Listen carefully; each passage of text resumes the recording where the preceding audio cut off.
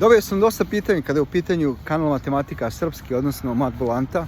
Naime, roditelji i iz Amerike ovde, ali i iz Srbije su me pitali koji program radi kada je matematika u pitanju. Naravno, oni te ovde kažu kurikulum, koji program vi pokrivate. Ja sam svima naravno odgovorio individualno, a volio bih to i ovde da istaknem da mogu svi da čuju. Kada je u pitanju matematika i Amerika, ja ne radim ni jedan program konkretno. Odnosno, ne pokrivam ni jedan program, kako bismo mi to voleli da kažemo, od A do Š. A postoje vrlo praktični razlozi zbog čega je to tako. Prvi razlog, postoje dva glavna. Prvi razlog je praktične prirode. Jer svaka škola, svaka država, distrikt, manje više imaju veliku autonomiju koji će program da obrađuju. Odnosno, po kom programu će da radi da obrazuju djecu koju obrazuju u školi. Naravno, ovdje govorimo o matematici.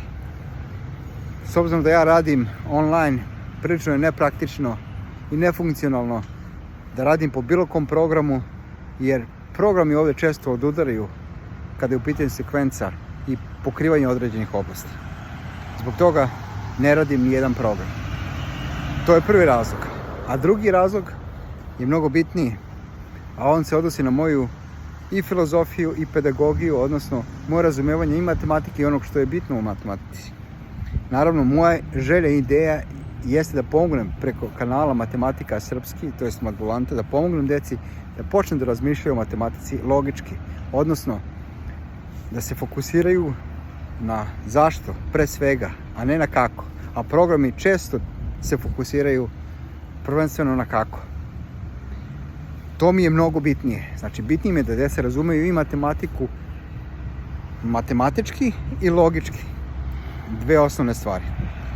A naravno pokrivam sve oblasti i za 5., 6., 7. i 8. razred. Znači, pratim sve što radi 5., 6., 7. i 8. razred, pokrivam sve oblasti po razredima i na engleskom i na srpskom matematički. Da bi djeca mogla da napreduju.